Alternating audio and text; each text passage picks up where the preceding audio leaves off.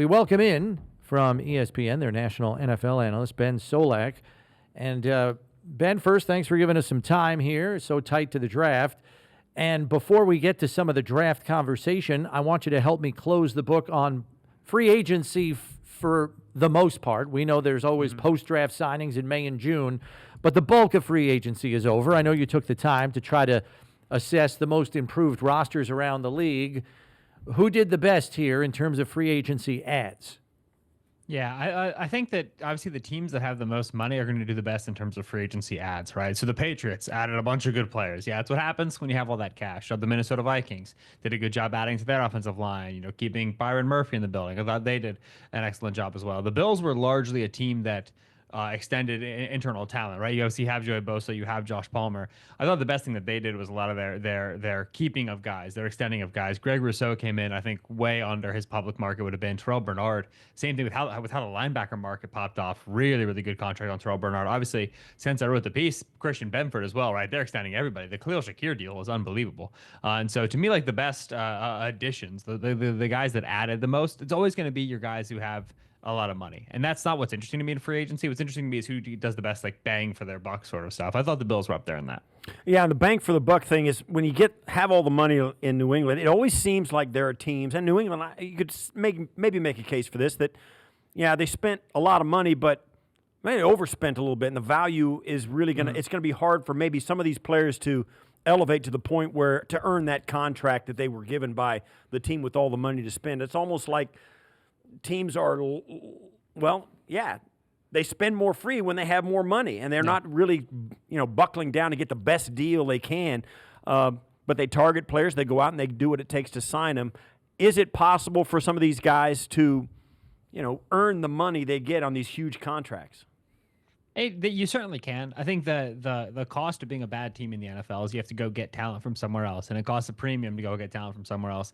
The same way that, right, if I want to go get a latte that somebody else made, it's real nice and it's tasty. It's going to cost a little bit more money versus if I just stayed at home with my espresso machine, threw a little milk in there and called it a day, right? So we love to be able to draft and develop, right? The wisdom of the Detroit Lions of Dan Campbell and Brad Holmes was always, listen, this is going to take a long time, but we're going to draft everybody and we're going to home grow our talent. And the proof of the pudding is in the eating. For them, when you're the Patriots and you want to move a little bit faster, Mike Vrabel, we want to turn this thing around quick. Robert Kraft wants to win some games. He wants to get those all-time wins, right? Get those playoff appearances without Belichick, without Brady. Yeah, there's a little bit more urgency. And so accordingly, you have to go out there and spend.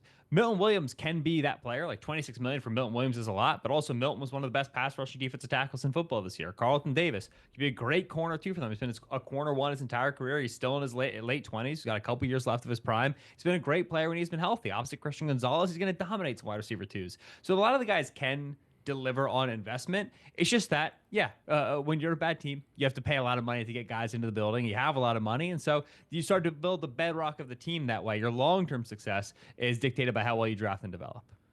All right, pivoting to the draft, Ben, we've got, a team here in the Bills that is likely to go very heavy on the defensive side of the ball. You could argue they need to find at least a couple of starting caliber talents who will at least challenge to start somewhere in the first half of their rookie season. And corner is kind of sticking out like a sore thumb, even though they did lock up Benford for the foreseeable future with an extension. I know Azareye'h Thomas, the Florida State corner, is a guy that you kind of did a profile on, and I know you like him a lot. The Bills love long corners. Historically, he is unquestionably that, but he didn't burn up the stopwatch at his pro day. So how do you kind of square that with him overall? Yeah, so if I'm trying to live in a world where he chases guys around in man coverage, I live in a world where I'm playing single high and he's got a vertical third to take care of, you're a little bit worried about the long speed, right? That's the concern. However, if I can live in a world like the Buffalo Bills want to live in, where I play a lot more zone, I play a lot more too high, then I can protect the roof on top of Thomas, right? I don't need him to necessarily run as far down the field with as many long speed receivers as he would in other systems. Now I like the press and redirection ability. I like the play, the vision, and the instincts. He's a real smart cookie, Thomas is. He's known as a very hard worker for the Seminoles. That's the sort of guy who, I think you're right, absolutely fits a Sean McDermott defense, what he would ask that player to do. Not dissimilar to the asks that Rasul Douglas had opposite Christian Benford, right? We talk about that length, making plays on the football. So Thomas, to me, is a guy that absolutely fits that system. I do think that end of round 1 is the earliest for his range. I much more expect him to go round 2. Benjamin Morrison out of Notre Dame, same thing. I can see that being a round 2 guy who fits that system. It's a good year if you like long corners who aren't necessarily that fast. You got a few different options in this class. And that's really it. You get the traits, and each team has their own parameters for who they draft. The Bills are also going to probably get some big bodies up front. You've got an edge guy in Ashton Gillotte, and I'm not sure I spelled his name right or saying his name right. Gillotte from Louisville. Gillotte, yeah, he's some of these guys you've placed, and I love the stuff that you did. You went in and said, listen, here's some guys you may not know about, but are really have impressive film. Forget about anything else. They look good on tape, and Ashton's one of those guys. Yeah, we have a thing in college football. A lot of these college teams want to run all these odd fronts. And when you do that, you end up putting your edge rushers on the inside shoulder of the tackle, not on the outside shoulder where they can go pass rush, get around the corner, go after the quarterback. They play on the inside shoulder of the tackle. And it makes it hard to see the future for these guys because they ain't going to do that much in the NFL. We don't have that four-eye position in NFL defenses in nearly the same way. So there's plays a lot of that spot. You can't really rush the passer, just kind of pushing the peak of the pocket, just not letting the quarterback escape. And then every so often he gets to play on the outside, and he's super explosive off the ball. He's like a little hand grenade in there, man. Like he flies off, he hits somebody, he breaks pocket integrity. He's not very long, so he's not great at getting the quarterback down. But for that first rusher, it's going to make the quarterback move off his spot, and then big, long Greg Rousseau can come clean that up, right? Big, long AJ Epinesa can come clean that up. So that's a valuable role to have in the NFL. So you a little bit have to see through the film on Gillotte. You filter out those reps that are actually going to apply to his NFL future, and you see that, yeah, this is a pass rusher on day 2 who can be highly disruptive, even if it's not a counting stats sort of disruption. All right, let's go from one edge guy to another because this guy has the accolades. First team All Big Ten, 12.5 sacks. JT Tuimoloau is, a guy that's probably going to go somewhere on the first 2 days. How might he differ from Gillotte? I mean, is he just bigger, longer, stronger, faster, all that stuff? Yeah, 6'4", 260 with 34-inch arms. He's big, long, strong. Absolutely. I love Tuimoloau. I really do. This is a coach's dream of a player. He's never wrong. He's never out of position. He plays high physical football. He plays high-effort football, controls the point of attack, good against the run, good pushing the pocket all 3 downs, and he knows where his bread is buttered, too. Tuimoloau is not trying to win off the first step, dip and rip, bend around the corner. That's not how he wins. So he doesn't waste his time, right, with kind of killing reps trying to do different stuff like that. He will just take the tackle and walk him back into the peak of the pocket. Again, not going to be a guy who collects a ton of sacks. This is not a good edge rusher class for 10-plus sack guys, 12-plus, 14-plus sack guys. It's a very good class for your edge 2, edge 3, do the dirty work, play on all 3 downs, and play next to a featured rusher. And the hope is that Greg Rousseau is that for the Bills. And so high character guy, ton of starting experience in the Big Ten, like you said, a first-team All Big Ten player, 3-down value, 4-down value. Honestly, he can be a good special teamer for you. He's just a highly useful player and a guy that Sean McDermott is going to like because of the attention to detail, because of how coachable he is, how smart he is. Very likable guy. And you also did the same thing about his teammate, Tyleik Williams of Ohio State, the down inside guy. Not a flashy guy, but a guy that I think, correct me if I'm wrong, he's going to be a solid pro, a guy who's going to hang around and going to be on a lot of teams, be a contributor. Maybe not a guy who's going to get, an Aaron Donald 10-sack season out of defensive tackle, but a guy who is very capable of playing a role, and maybe a guy later in the draft that somebody's going to take a flyer on.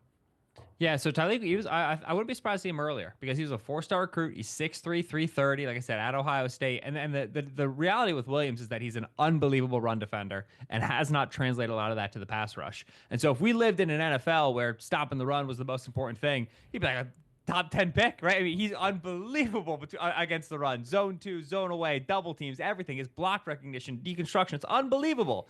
It's just that's not the most valuable thing. Now, if you're telling me, all right, I've got Ed Oliver playing 3-tech, I need a guy to play over the center and help protect Ed, who's a little bit undersized, take 2 blockers, let my fast linebackers run and chase. I tell you, Tyleik Williams, right now when I do mock drafts, if he's there for the Bills, I take him and I don't blink. Like I in the first round, I will sprint to it because I think he's that caliber of run defender.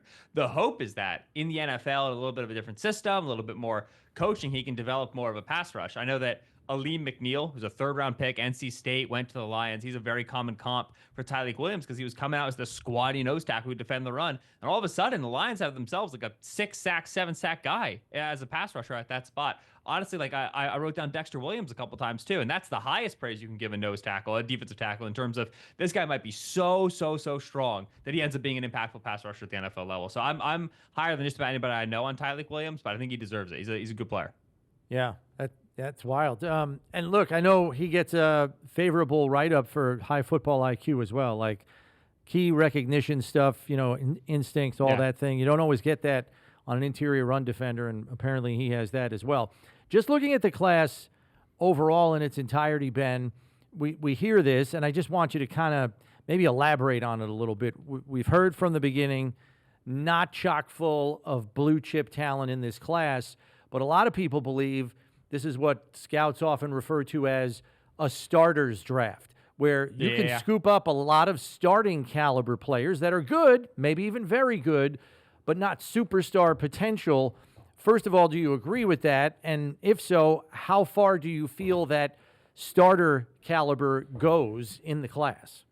Yeah, I think that's right on the nose. You hate to have a top 5, top 6 pick in this class. You love to have just about every pick after, right? Once you get to pick 10, 11, 12, it's awesome because some guys are going to, there's a very dense group of guys, I think 10 to 25, 10 to 30 of those round 1 guys, those late round 1, early 2-round guys. That group is nice and strong. You're going to hear people say fewer first-round grades this year, but when we start to get to that, we always have less than 32 first-round grades. When we start to get to that 20s and 30s range, that range is just as strong this year as it is in every other year, in my opinion. Some of those late round 1, early 2 fringe guys. And then day 2 is awesome. And again, it's not a class for, like you say, blue chip talent, peak talent. Like I talked about the edge rushers. It's not a class for 10 plus, 12 plus sack guys. Wide receiver class. This is not a class for 100 catches, over 1,000 yards every season. 5 guys go in the first round. But you start looking at some of these names, some of these big guys who can play in the slot, and some of these small guys who can stretch the field. And you're like, man, if you can't find useful players out of this, you ain't looking. You're going to be able to fill your depth chart with some of these guys. Corner, extremely deep class. Everybody always needs more corners. Just go get a guy who can play the slot, play the outside. Right? We talk about these longer players,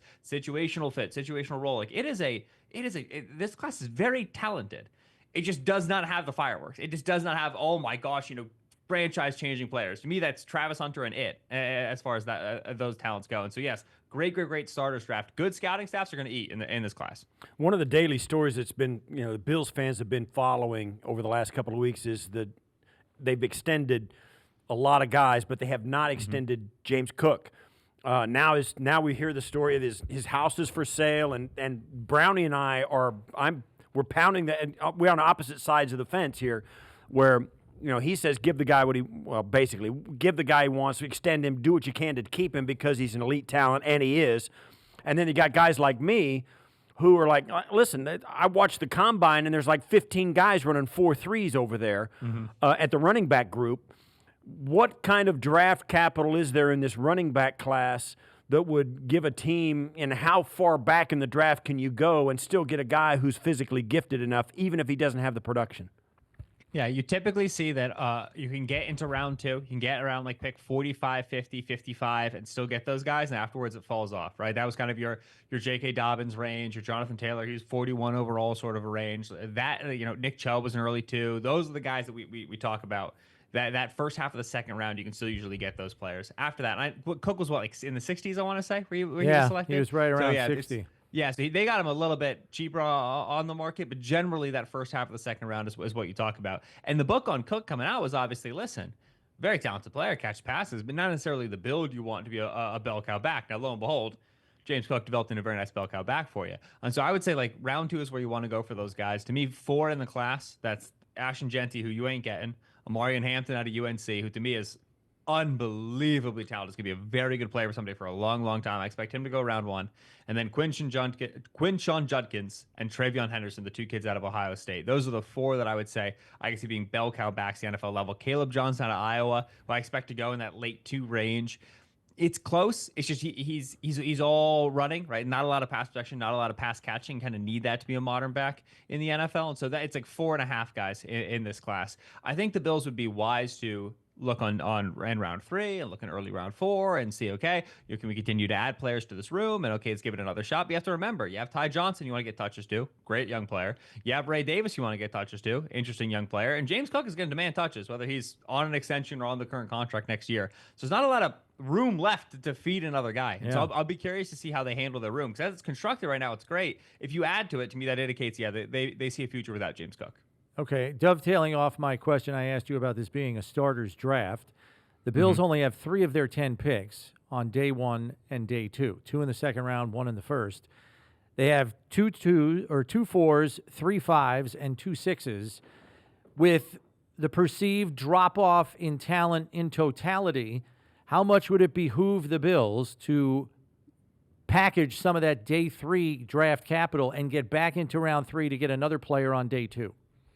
Brandon Beane moving up in the draft. I couldn't imagine it. Would he ever do that? That'd be crazy. Yeah, no, this is the right way to load the chamber if you're Buffalo. Because if you're the Bills, you're saying, okay, it is nice to get young developmental players and round 4 guys and, be able to cycle through, and we lose some dudes in free agency. Like, that's always a good team building approach, sure. But right now, when we are trying to get over that god dang hump at the AFC Championship game, we are trying to get ourselves to one of these Super Bowls we've heard so much about. Yeah, I want to add impactful players. I want to add players in the top 100 picks. I don't want to worry too much about my depth spot, especially with how well they've been good in UDFA over the last few years. They've done a nice job developing their young players over the last several years. And so to me, yeah, I would be using that 5th round, 6th round capital and trying to move up and go get guys that I target. You got to hit on those picks. That was kind of a challenge there late 2010s into the early 2020s. But yeah, I'd be wanting to move up. That's been the big question. We've had that debate on this show. Do you cast a wide net, take all 10 picks, maybe try and get even an 11th pick and get that many guys? Or do you move up and only take 7 guys instead of the 10 or 6 guys instead of the 10 and get higher picks and roll the dice that those guys are the right guys? Yeah. I lean towards the fewer guys and the righter guys just for how the Bills are constructed right now. Because if you go and you look at the depth chart, right? Like I just pulled it up really quick. Linebacker. They have Milano, Terrell Bernard, Dorian Williams, Spector, Joe Andreessen, who was great last year, and then Edafon Olufashio, right? The kid last year. You can't, I don't know how many. If you draft a guy, you're going to cut one of these guys, right? Safety is the same thing. They add Derek Forrest. You probably have 4 guys you feel comfortable going with. The Bills have good depth at a lot of spots. And so if you end up making 10, 11 picks and you end up cutting 3 or 4 of those guys just because you're so deep already on the 53-man, then should not those picks have been better used to move up 8 spots, move up 10 spots, secure a player that maybe you were going to miss out on if you waited. And so to me, given how deep the current roster is, because again, they've done a really nice job developing. The number one thing this staff does well, in my opinion, is develop. Since they've done such a good job of that, I would like to use the capital to move up and go secure guys that I'm positive are going to be impactful players for me, starters or rotational guys in the first year they play. Yeah. Ben, good conversation as always. We appreciate the time. We'll catch up with you down the line here in the offseason. Enjoy the draft. Thanks, Ben. I appreciate you, fellas. Y'all take care.